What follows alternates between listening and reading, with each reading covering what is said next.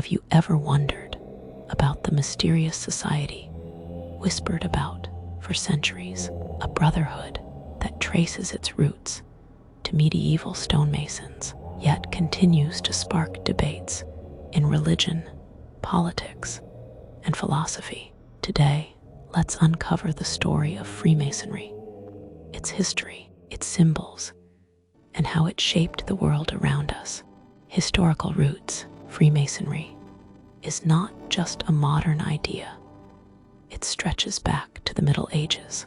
Between the 13th and 16th centuries, Europe's great cathedrals and palaces were built by skilled stonemasons. These craftsmen belonged to guilds that protected their knowledge, techniques, and secrets. But as time passed, demand for massive stone structures declined, so the guilds began to change. No longer limited to builders, they admitted aristocrats, scholars, and thinkers. What started as a trade guild slowly transformed into a fraternal order, a community bound by rituals, symbolism, and a quest for wisdom. Modern origins. The true birth of Freemasonry, as we know it, came in 1717 in London. Several lodges came together to form what became known as the Grand Lodge of England. From this moment, Freemasonry spread rapidly, first across Britain, then into Europe, and eventually to the Americas. And with it came the symbols of the builders, the compass and square, and the mysterious letter G. These were no longer just tools for cutting stone. Instead, they became metaphors for life, teaching lessons about morality, integrity, and the search for truth. Global expansion. By the 18th and 19th centuries, Masonic lodges could be found across the world. France, Germany, the United States, and even the Middle East. Some of history's most important figures were members. During the American Revolution, leaders like George Washington and Benjamin Franklin were active Freemasons. Freemasonry was never a political party, but its members, often intellectuals, philosophers, and scientists, left their mark on world events.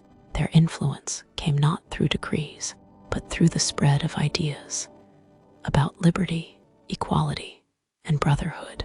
At the heart of Freemasonry are its degrees, stages of initiation, symbolizing the journey of knowledge. The entered apprentice, a beginner searching for truth; the Fellowcraft, learning through discipline and study; the master mason, carrying wisdom and responsibility; and the symbols, the compass and square, reminders to live a balanced and upright life; the letter G, which some say represents God, while others see as geometry, the universal language of order. These are not just decorations, they are guides, encouraging members to reflect on morality, knowledge, and the mysteries of existence. Religious and political reactions. But not everyone welcomed Freemasonry. Since 1738, the Catholic Church has issued decrees condemning membership, warning that secrecy and inclusivity across religions conflicted with church authority. Governments in Germany, Italy, and elsewhere in Europe often banned Masonic activity, seeing it as suspicious. Even in the Arab world, lodges once existed in Egypt, Lebanon, and Iraq during the 19th and early 20th centuries. But over time, many were closed, whether from political pressure or societal distrust. So, what can we make of Freemasonry? It is not a religion. It is not a political party.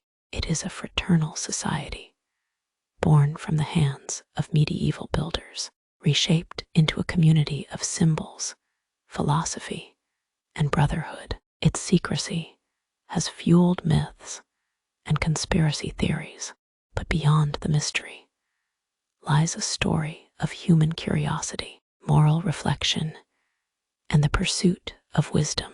Whether you see Freemasonry as a force of influence or simply a symbolic club, its legacy continues to echo through history, reminding us that truth, like stone, is shaped carefully, patiently, and with purpose.